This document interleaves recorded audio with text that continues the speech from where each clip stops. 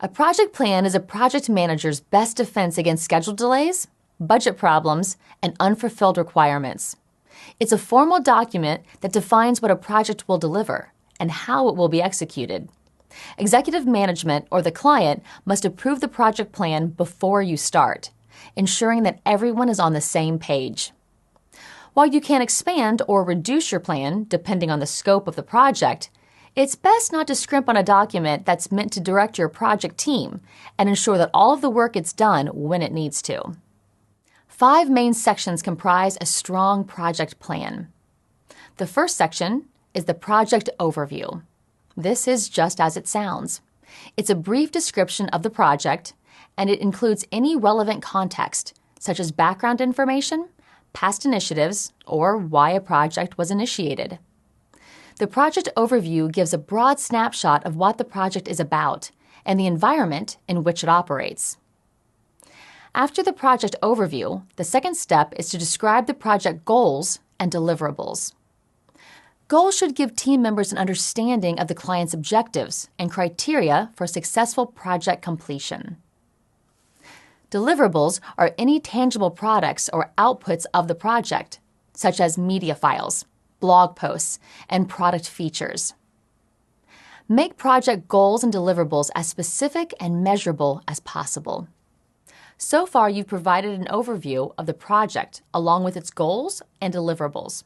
The next section is the bulk of your project plan, where you introduce the logistics and details. The next section is implementation and scheduling. It includes the process and workflow for executing the project. Define what tasks are necessary to achieve project goals and group them into key milestones or phases. Assign an individual team member to take ownership of each task. This is the person responsible for its completion.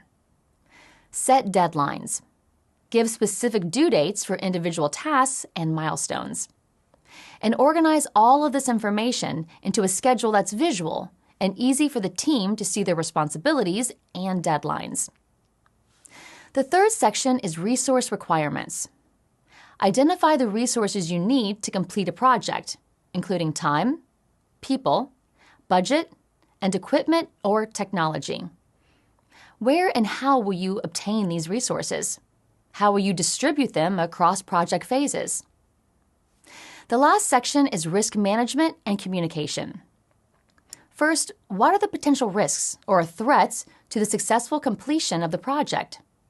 Is it possible you'll experience issues with staffing, funding, or supplies? Identify the risks and define strategies for mitigating them.